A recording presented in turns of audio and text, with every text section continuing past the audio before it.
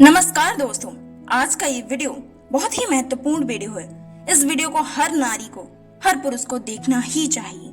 एक दौर था जब औरतें पर्दे में कैद थीं।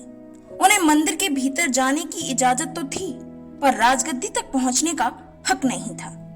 पर तब एक लड़की ने इतिहास को चुपचाप मोड़ दिया। उसने ताज को शेवा बना दिया और सत्ता को करुणा। उनका नाम था अहिल्याबाई होलकर। आज उनकी 300वीं जयंती है और ये कहानी सिर्फ उनके बारे में नहीं है। ये कहानी हर उस औरत की है जो हालातों से नहीं, हौसलों से चलती है। आज हम मना रहे हैं उनकी 300वीं जयंती। चलिए जानते हैं एक माँ, एक रानी, एक धर्म रक्षक और एक क्रांतिकारी स्त्री की कहानी। भारत के इतिहास में कई ऐसी वीरांगनाएं हुई जिन्होंने अपने अद्वितीय साहस और दूरदर्शिता से इतिहास के पन्नों और कहानियों में अमिट छाप छोड़ी। उन्हीं में से एक थी मालवा की रानी अहिल्याबाई होलकर। उन्हें आज भी एक आदर्श प्रशासिका, न्यायप्रिय शासिका और धर्मपरायण महिला के रूप में याद किया जाता है। हर साल 31 मई को महारानी अहिल्याबाई होलकर की जयंती मनाई जाती है।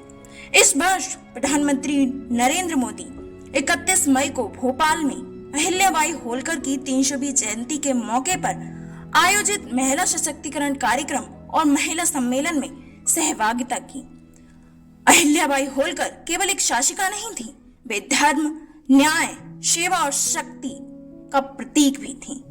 अहिल्याबाई होलकर की जयंती के मौके पर उनके जीवन और उपलब्धियों के बारे में आज के इस वीडियो में हम आपको बताने वाले हैं, ताकि हर नारी अहिल्याबाई होलकर से कुछ सीख ले सके।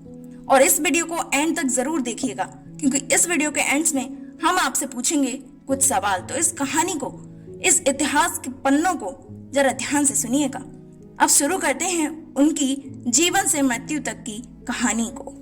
महारानी अहिल्याबाई होलकर का जन्म 31 मई 1725 में महाराष्ट्र के अहमदनगर स्थित चौड़ी गांव में हुआ था। उनके पिता मानकोजी शिंदे ग्राम पटेल थे। उन्होंने अपनी बेटी को किताबों से जोड़ा। अहिल्याबाई धनगर समुदाय से ताल्लुक रखती थी।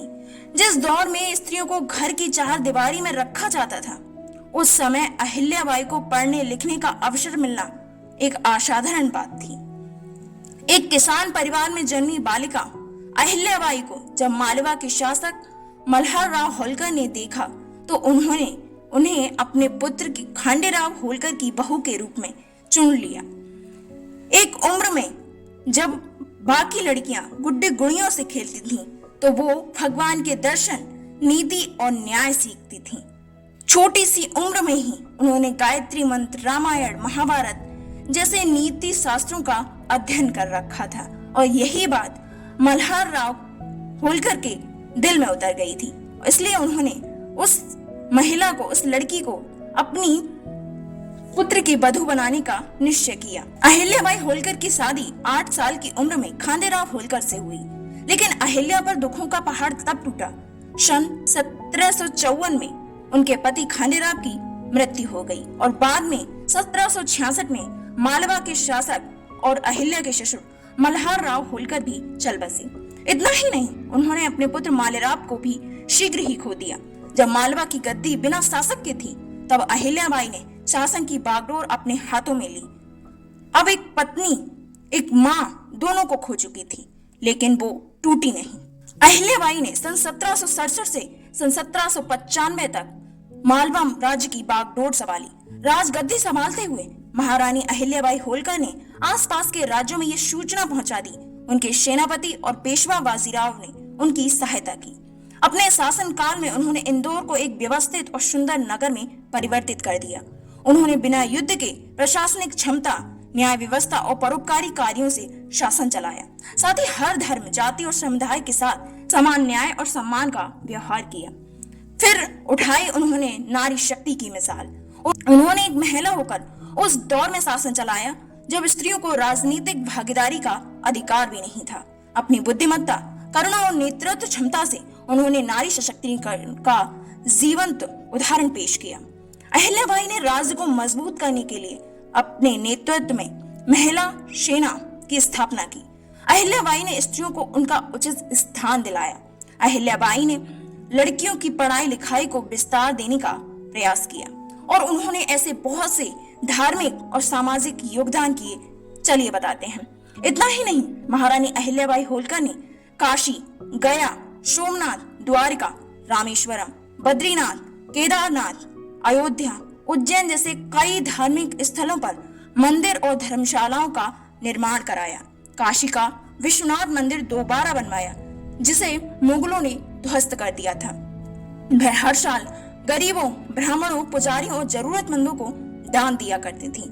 सन 1795 में 13 अगस्त को अहिल्याबाई का निधन हो गया, लेकिन वे आज भी इंदौर और भारत के कई हिस्सों में अपने कार्यों के लिए सम्मानित और पूजनीय हैं। इंदौर में अहिल्याबाई का स्मारक और उनकी प्रतिमा आज भी उनके गौरवशाली शासन की याद दिलाती है।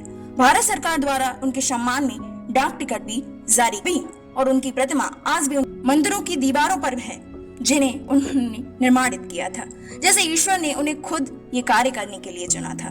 वो एक न्याय की देवी थी। इससे जुड़ी एक लोकप्रिय कथा है जो हम आपको बताते हैं। हर दिन दरबार में बैठकर प्रजा की वो बात सुना करती थी।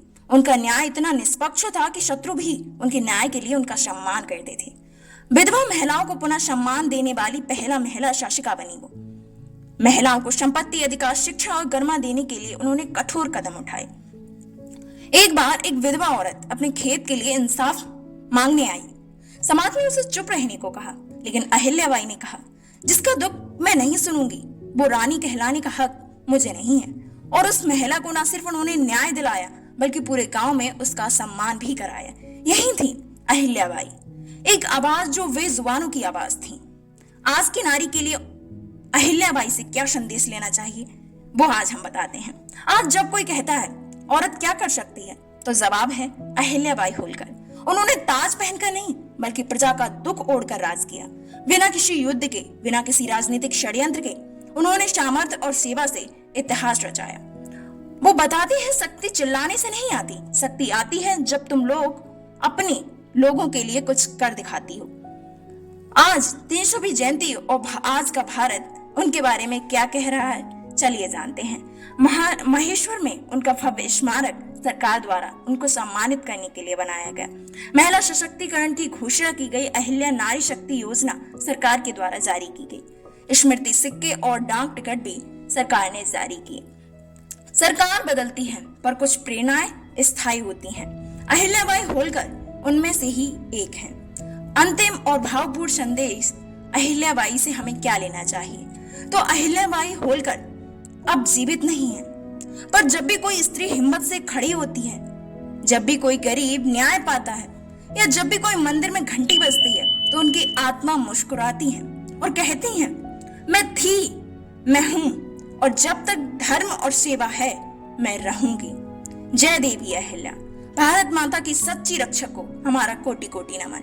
जैसा कि हमने आप सबसे कहा था कि इस वीडियो के एंड में हम आपसे पूछेंगे कुछ सवाल, उनके जवाब आपको कमेंट में देने हैं। तो पहला सवाल कि रानी अहिल्याबाई होलकर के पति का क्या नाम था, आप हमें कमेंट करके जरूर बताइएगा। दूसरा सवाल, अहिल्याबाई होलकर के पुत्र का क्या नाम था।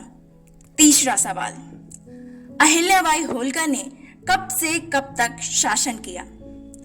चौथा सवाल, रानी अहिल्याबाई होलकर की मृत्यु कब हुई। इन सब सवालों के जवाब इस वीडियो में हैं। अगर आपने इस वीडियो को ध्यान से सुना होगा तो आपको इन सब सवालों के जवाब पता होंगे और आप अपना जवाब हमें कमेंट में करके बताइएगा। मैं आप सबके कमेंट्स का रिप्लाई भी करूंगी। अगर आपको ये वीडियो पसंद आया हो तो वीडियो को लाइक कर दीजिए और ऐसे ही ज्ञानवर्धक कहानियां सुनने के लिए हमारे चैनल को सब्सक्राइब करके नोटिफिकेशन बेल को ऑन कर